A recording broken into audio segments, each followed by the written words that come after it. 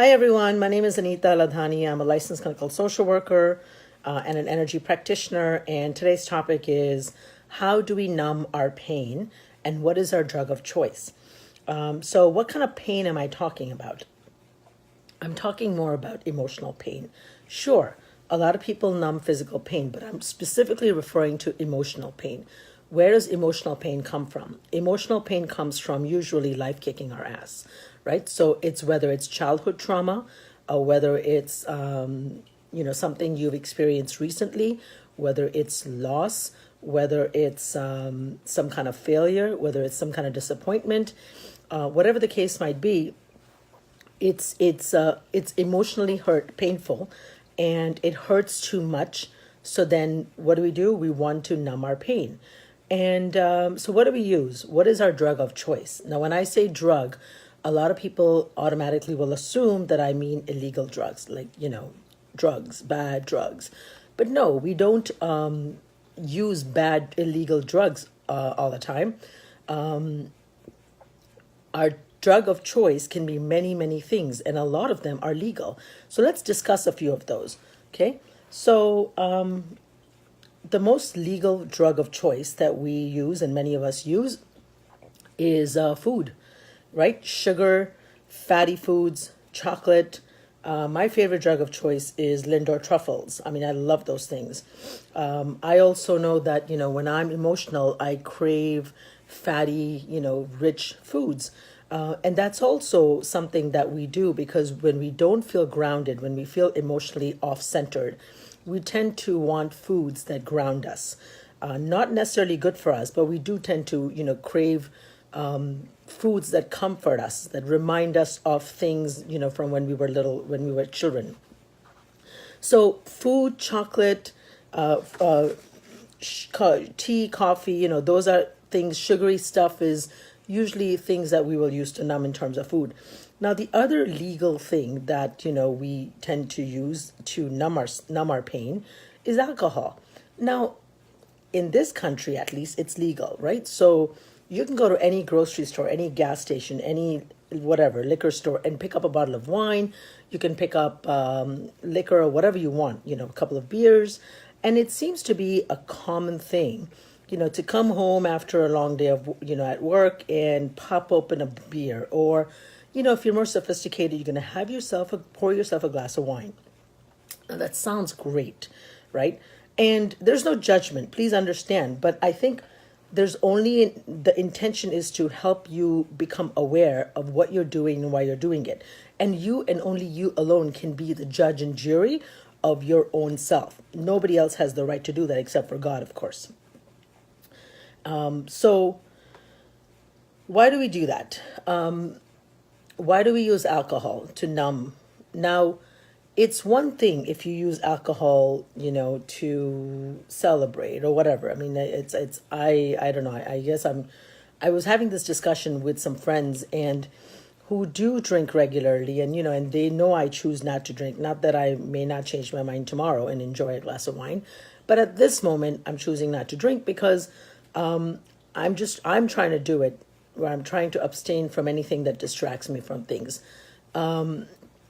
So why do we choose to drink alcohol? And I think the question is something that you need to ask yourself. Are you doing it because you don't want to feel whatever pain? I think, Charmaine, you're nailing it, honey. Hold on. I'm going to read.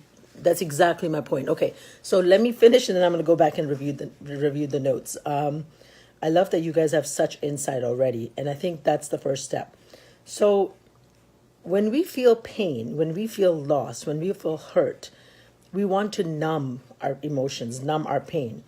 But so that's the question, right? Why am I doing what I'm doing? Am I drinking because, I just want to celebrate, I'm out with my friends? I mean, that's a different environment versus it just hurts too much and I'm sitting and I'm drinking alone and I need to keep drinking until I just pass out or don't, can't feel. A few of the things that we use to numb our pain is shopping. Shopping is completely legal, right? It's not illegal to go shopping. But when we choose to go shopping to then distract ourselves so that we don't have to come home and deal with whatever it is that's hurting us, or whatever emotions that are coming up for us, that's a problem. And also research has shown that when we actually shop, there's certain parts of the brain that get triggered, that get activated, that stimulate this sense of pleasure and comfort.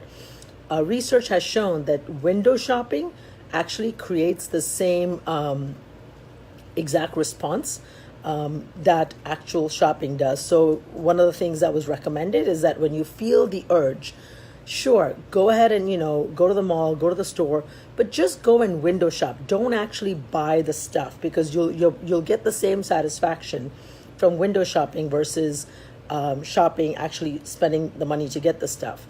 So those are some legal things that, people do to numb the pain. But then there's some illegal things. Well, cigarettes actually are legal as well. Cigarettes, these days in a lot of states, weed is completely legal. Vaping is completely legal. Electric cigarettes. And again, it's no judgment, because I am completely flawed. The idea is just to help you bring awareness. So, and of course, there's gambling, okay? And then there's one other thing that's not a thing actually, but it's something that I truly believe that people do to numb the pain. And that actually is gossiping. I'm convinced that people gossip to distract attention from their own lives and from their own issues that they don't want to deal with. So they rather sit and gossip about somebody else and talk about somebody else, because it focuses attention on other people's issues versus facing their own issues. So just my 2 cents. You're welcome to disagree. But this is what I'm convinced of. That's why we do it.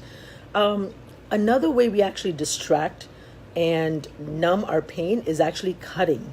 So cutting, hurting ourselves physically, is a way to sometimes, not sometimes, a lot of times, all the time, to numb the pain that we're feeling. Or sometimes we feel so overwhelmed that we feel numb. Like that state of high pain becomes our normalcy. And so a lot of people will cut themselves or burn themselves, whether it's with cigarettes, whether it's with razors, not with the intention of wanting to commit suicide, but with the intention of wanting to feel alive, feel something. That pain sort of distracts attention from whatever it is that, the bigger issue at hand. And so here are some of the things that, I've just listed. Now, what is the solution? Well, I think you can continue to numb, okay? That's the beauty of free will. That's the beauty of your life. You don't have to stop and change anything. But then to me, that's sleepwalking through life. It's like putting blinders on and, not really dealing with whatever's coming up, because pain is coming up to teach us something. Pain is coming up because there's a lesson for us to learn. And I truly believe that pain will keep coming up unless we face the pain and learn the lesson and move on. And it's not easy. I get it. I completely get it. But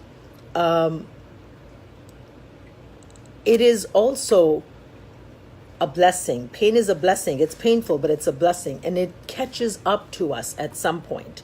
What are the solutions? I think the solution is getting help. Reach out to your loved ones. Reach out to professionals. I take that back. You can reach out to loved ones, but I truly think that it's better if you reach out to a professional. Reach out to local, talk to your physician, talk to, don't talk to your friends who are nurses or doctors, because that, in my opinion, has been quite contrary to what I would have imagined it to be, because not all doctors and nurses are mental health professionals, right? And I've heard of one too many examples of, health professionals giving really irresponsible advice to people when they're dealing with mental health. So my suggestion is reach out. If you are thinking of hurting yourself, always call 911, take yourself to the nearest emergency, call 911 and get help. But if you feel that, you're doing something, and it's the reason why you're doing something is to numb the pain, then acknowledging that is step one. Then being willing to then address and resolve, the monster that's hiding under our bed, or to resolve the skeletons in our closet. It takes a lot of courage to do that. But Brene Brown says something, that when we hide, when we want shame, right? Because there's a lot of shame associated with whatever it is that we're not willing to deal with. There's usually pain associated. There's usually guilt associated. There's anger. There's frustration. But if we're not willing to look at something, it just exponentially grows. Versus if we're willing to address it, acknowledge it, we take the power of it away, and then we're able to face it and, and inshallah, and, God willing, resolve it and have a happier life. Anyways, let me quickly read the comments. Sharmeen, you are on a road today. Let me see what you have to say. Embrace the pain and avoid the desire to numb oneself from it, for in the unfeeling state turns your heart to darkness. Yes, I absolutely agreed. Thank you, Vinod. Dr. Singh, thank you for the thumbs up. Who else has to say? Sharmeen continues, mental illness, which drives people to do things like use substances to numb their pain, is not a choice. Ignorance concerning mental health and its peace, and it's people like you who keep a dangerous stigma alive and put lives at risk. Interesting. So I'm putting lives at risk by talking about mental illness? I'm a little confused here. Okay, well, I'm sorry you feel that way. And we can always agree to disagree. But as a mental health professional in the field, having done this for 20 years, I humbly disagree with you. So, yes, maybe using substances to numb their pain, you might think it's not a choice, but it's actually a choice, because you might not realize that you have more choices, and that's what these videos are about. It's to raise awareness that you do have choices. First of all, if you're reaching for the substances to numb the pain, let's become aware that we're even doing that. If we are not even aware, how can we change something, right? Now, again, believe what you want to believe and live your life the way you want to live your life. There's no judgment on my part. The intention of doing this is simply to bring awareness, guys. That's it. So if you're not even willing to take a look at why you're doing something, then how can you possibly change it, right?